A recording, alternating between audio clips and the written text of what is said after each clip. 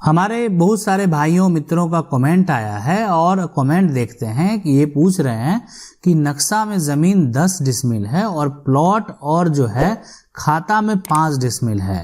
ठीक है, तो क्या होगा, इसमें क्या सही माना जाएगा। देखिए, समझने वाली बात है कि अगर आपका नक्शा का जो साइज है ये अगर 10 डिसमिल का है, ठीक है, लेकिन आपका जो खाता है या खतियान है, ठीक है, उसमें अगर आपका ज़मीन 5 डिसमिल है तो ये आपका जो है खतियान आप एक बार पुराना भी देख लीजिए। ठीक है, पुराना जो कि अंग्रेज ज़माने का खतियान है उसमें भी अगर आपका 5 डिसमिल है और पुराना नक्शा जो है वो भी अगर छोटा है तो फिर अभी सही यही माना जाएगा कि जो आपका खतियान है वही सही माना जाएगा, यानी आपका नक्शा जो है किसी और का ज़मीन इसमें ऐड हो गया है, आपका यहाँ पे 5 डिसमिल ही होगा। लेकिन अगर आपके पुराने, ठीक है, अगर आपका पुराना जो नक्शा है उसमें जो है एक तरह से ठीक है और पुराना खतियान में वो 10 डिसमिल है, नया में सिर्फ जो है यहाँ पे रकबा जिसको बोलते हैं वो सिर्फ कम हो गया है, तो फिर आप जो है और यहाँ पे नक्शा सही है, ठीक है, तो या तो आपको यहाँ पे खतियान या नक्शा दोनों में से, है ना, आपको यहाँ पे अगर आपका खतियान में गड़बड़ी है तो खतियान का सुधार करवाएंगे, अगर आपका यहाँ पे नक्शा गड़बड़ है आपका तो नक्शा का सुधार भी होता है। तो जमीन का नक्शा के सुधार करने के लिए एक प्रक्रिया होता है जो कि आप जिला अधिकारी के पास से जाके करवा सकते हैं, दूसरा आप जो है सिविल कोर्ट से करवा सकते हैं। तो दोनों जगह से जमीन का नक्शा का सुधार हो जाता है। अब अगर आप ऐसा सोच रहे हैं कि ज़मीन का नक्शा अगर सुधार हो जाएगा तो आपको तुरंत वो नक्शा बन के भी मिल जाता है, तो ऐसा नहीं है। सिर्फ एक आपको लेटर, डिग्री और आपका जो उचित मैप है उसके द्वारा सारा डॉक्यूमेंट मिल जाता है और वो होता है। चलिए अगला सवाल देखते हैं। पूछ रहे हैं यहाँ पे टाइटल सूट के बारे में है। टाइटल ये पूछ रहे हैं कि टाइटल सूट एक खतियान में 4 प्लॉट है, तो एक खतियान है और उसमें मान लेते हैं कि 4 प्लॉट है। ठीक है, अब यहाँ पे देखिए कि एक प्लॉट रजिस्ट्री मेरे स्वर्गीय पिताजी ने एक व्यक्ति से 1952 में कराया, तो एक प्लॉट का ही इनका जो है रजिस्ट्री हुआ और इसका मोटेशन 2015 में हो गया। लैंड टैक्स भी मेरे नाम से जमा हो रहा है। बाकी 3 प्लॉट, इसमें से 2 प्लॉट मेरे बाउंड्री वॉल इतना फीट जो है यहाँ पे कर दिया हुआ है, अर्थात मेरे कब्जे में है। एक जो है अपना और 2 एक्स्ट्रा, इसमें से एक और प्लॉट का जो है वो 2016 में मेरे नाम से हो गया, है ना, एक और प्लॉट का इनके नाम से हो गया। लैंड टैक्स भी जमा हो रहा है। चौथा प्लॉट जो है एक हरिजन के नाम से है, ये एक दूसरे के व्यक्ति के नाम से है जो कि उसी का कब्जा है।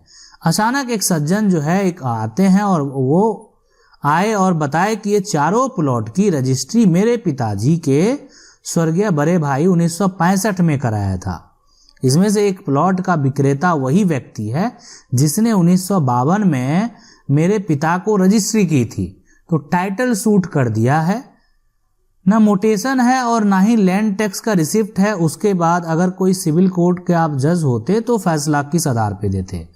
इसमें सबसे बड़ी बात है कि एक प्लॉट आपका तो सबसे पहले निजी होना तय है, इसलिए कि आपका ये जमीन का रजिस्ट्री हुआ है और आपने इसको कभी बेचा नहीं है और आपके दखल में ही आपने, और उसके बाद से उस समय से आपने लगान शुल्क भी पे करते रहे हैं। तो यहाँ पे आपका मालिकाना हक एक प्लॉट पे तो पूरा पूरा बनता है। दूसरी प्लॉट जो है वो गलती से आपके नाम हो गई है, तो आप समझिए कि ये जो गलती है ये गलती आपकी नहीं है। ये गलती अगर आपके नाम से हो गई है तो उस करने वाले की है ना, कि वो उन्होंने उस समय वेरीफाई नहीं किया और आपके नाम से या आपके जो पूर्वज होंगे उनके नाम से कर दिया गया। ठीक है, और तो इसमें जो समझने वाली बात है कि एक प्लॉट पे आपका पूरा पूरा मालिकाना हक बनेगा।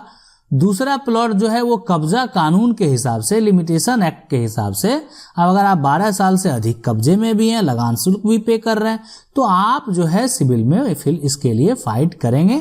आपके जो वकील हैं इसके लिए वो फाइट करेंगे कि आप लंबे समय से इस पे कब्जे में हैं, ठीक है, और इसका लगान शुल्क भी जो है पे कर रहे हैं। ठीक, ये आप जो है एक तरह से वहां पे फाइट कर सकते हैं।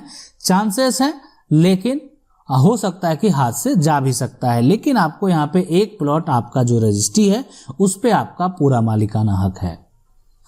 अगला जो सवाल है, रजिस्ट्री करवाया है, जिस आदमी से खरीदा है उसका रसीद कट रहा है ना। लेकिन जब उसका ऑनलाइन म्यूटेशन अप्लाई किया तो जवाब मिला कि ये प्लॉट जो है बिहार सरकार की जमीन है, जबकि 1996 में जो है इन्होंने टाइटल सूट के द्वारा सिविल कोर्ट से जमीन मालिक को डिग्री मिला है और बिहार सरकार सर्वे ऑफिस को जो है वो डायरेक्शन मिला है कि वह इस जमीन पर जो है क्लेम ना करे। फिर भी 2020 में सीओ इसमें बिहार सरकार ही जो है मानता है। अब जो है आप देखिए, आपका जो डिग्री है आप उसके लिए डीसीएलआर के पास फाइल करें। सीओ तब तक बिहार सरकार मानेंगे जब सीओ साहब के पास जो रजिस्टर उपलब्ध कराया गया है वो उसमें बिहार सरकार जो है एक तरह से जब तक मौजूद रहेगा, है ना, तब तक तो आप जो है वो डॉक्यूमेंट को जो आपके पास है आप डीसीएलआर के पास फाइल करेंगे और उस प्रक्रिया के तहत सीओ को ऑर्डर कर दिया जाएगा। फिर सीओ आपका दाखिल खारिज कर देंगे। तो ये प्रक्रिया एक बार आप जरूर करके देखें। जब डीसीएलआर कोर्ट में आप केस फाइल करेंगे तो आपके पास जो वो डिग्री है टाइटल सूट की वो जरूर वहां पे आप जमा करेंगे और उसका जरूर मेंशन करेंगे आप, ठीक है।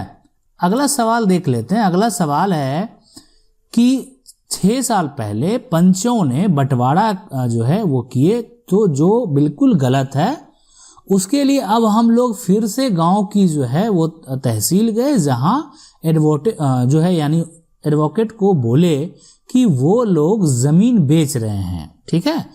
तो यहाँ पे जो है बंटवारा गलत हुआ। आप जो है यहाँ पे पुराने बंटवारे को वो चैलेंज करिए, स्टे लगाइए। लेकिन जो एडवोकेट हैं वकील साहब बोले कि ये ऐसे नहीं हो, है ना, नहीं हो और मुकदमा फाइल करिए आप, है ना।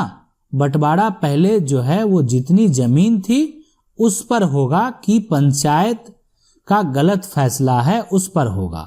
अब हम लोग क्या कर सकते हैं, क्योंकि जो है यहाँ पे कोई भी साथ नहीं दे रहा है। देखिए, जो आपका है आप चाहें तो पार्टीशन सूट फाइल कर सकते हैं, ये जो है मेरा आपका हक है, अधिकार है। पंचायत के द्वारा फैसला है और इस जब पार्टीशन सूट फाइल होता है तो इसमें सीधा सीधा ये चीज बता दिया जाता है कि पंचायत के द्वारा जो है एक तरह से गलत तरीके से फैसला दिया गया और जबरन उस फैसले पर जो है दस्तखत करवाया गया। तो आप पार्टीशन सूट फाइल करेंगे। पार्टीशन सूट एक तरह से बंटवारा केस ही है, इसमें आपको ज़्यादा जो है खर्च भी नहीं लगेगा।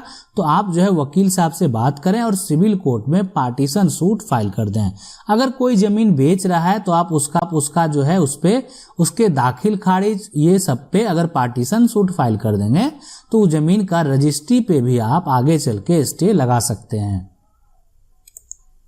अगला सवाल है कि जिला अभिलेखागार से पुराना खतियान जो है वो बोल रहा है कि फटवा हुआ है मेरे थाना नंबर का, पर हम जो है चिरकुट फाइल कर जो है रिपोर्ट मांगे तो उस रिपोर्ट में लिखा है कि फटा हुआ। देखिए, जो भी लोग वहां पे अगर आप जाएंगे चिरकुट फाइल करके आप जो है अपना खतियान जब निकालते हैं और अगर बोला हुआ है कि फटा हुआ है, बहुत लोगों को ऐसा बोला गया है ना। पुराना कैथी लिखने वाला कोई नहीं है। हम आपको बताए अनुसार अनाबाद बिहार सरकार जो कि नए सर्वे में आप टीएस किए और आप जो है बताए कि रिपोर्ट से मेरी जीत हो जाएगी, क्या हो सकता है। देखिए, बिल्कुल टीएस फाइल आप करेंगे और आपको खतियान तो बिल्कुल वहां पे देना पड़ेगा, नहीं तो आपका पुराना कोई जमाबंदी कायम है तो वो आप जो है कर्मचारी से निकाल लीजिए। दूसरा एक बात है कि अगर आपका ये चीज फटा हुआ तो एक बार आप एडीएम साहब को भी आप आवेदन जरूर करें कि आपका खतियान संबंधित जो है के लिए है और उससे ऊपर जो भी उच्च अधिकारी हैं उनसे भी आप बात कर सकते हैं, उनको आवेदन कर सकते हैं। लेकिन पहले आपको एडीएम साहब से भी इसकी से यहाँ पे शिकायत करनी चाहिए कि आपका ऐसे ऐसे मामला है और जबकि आपका जमीन जो है वो बिहार सरकार में चला गया है और आपका पुराना खतियान जो है ऐसा बोला जा रहा है कि फटा हुआ है, ठीक है।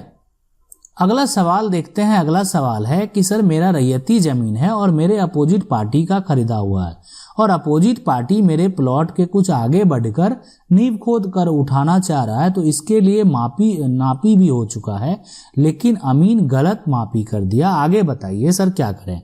देखिए, अगर सरकारी अमीन के द्वारा गलत नापी किया गया तो आप तो सबसे पहले बात किया जाता है, अगर आप वो भी आपके फेवर में नहीं है, ठीक है, तो उसके ऊपर आप जो है एसडीएम या यहाँ पे डीसीएलआर के पास जा सकते हैं। लेकिन इन सबसे बेस्ट है कि अगर आपका कोई नहीं होता है तो आप सिविल में चले जाएं, है ना।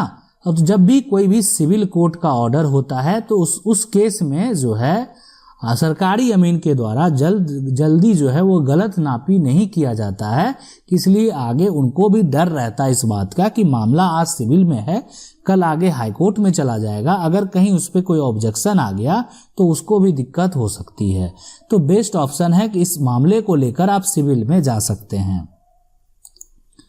अगला सवाल है कि जमीन जो है इनका वो पूछ रहे हैं कि मेरा पुराना सर्वे के अनुसार रजिस्ट्री हुआ और नया सर्वे में किसी दूसरे को जो है खतियान बता रहा है, जमीन मेरे कब्जे में है, तो क्या करें। देखिए, इसमें अगर आपका जमीन का सर्वे में आपको सुधार करना है और जो आपका ठीक है, मान लेते हैं आपका रजिस्ट्री हुआ होगा पहले और सर्वे चल रहा होगा और आपने रजिस्ट्री का दाखिल खारिज नहीं कराया और सर्वे के क्रम में आप उस समय एक्टिव नहीं होंगे, इसलिए आपका हो गया। लेकिन कोई दिक्कत नहीं है, पहले आपको देखिए, या तो आप रजिस्ट्री के आधार को मानते हुए भी सर्वे के लिए केस कर सकते हैं, या आप जो है सर्वे तोड़ने के लिए जिनके नाम से पहले जमीन होगा उसको भी जो है आप बोल सकते हैं सर्वे तोड़ने के लिए। लेकिन आपके पास रजिस्ट्री है तो आप रजिस्ट्री पेपर को आधार मानते हुए जो है आप सर्वे जो है तोड़ने के लिए TS file, title suit file कर सकते हैं। अगला सवाल है कि 1970 का खतियान कहाँ मिलेगा सर, और गया है जमीन दूसरे। देखिए, आप जिला अभिलेख में जाएंगे और वहां पे चिरकुट फाइल करेंगे, ठीक है, और अपने खतियान के अकॉर्डिंग जो भी डिटेल है वो आप भर के देंगे तो आपको जो है 1970 यानी नया वाला खतियान मिल जाएगा। अगर आप इसको ऑनलाइन देखना चाहते हैं तो अगर आप बिहार से हैं, गया है आपका, तो irc.bis.nic.in करके साइट है जिसपे ये 1970 वाला खतियान जो है या उसके बाद वाला ऑनलाइन भी अवेलेबल है, तो ऑनलाइन भी आप उसको जाके देख सकते हैं। आशा करते हैं वीडियो अच्छा लगा होगा। वीडियो अच्छा लगा वीडियो को लाइक जरूर कर दीजिएगा। चैनल को पहली बार देख रहे हैं, सब्सक्राइब करके जो बेल आइकन है उसको जरूर दबा लीजिए। मिलते हैं अगले वीडियो में, तब तक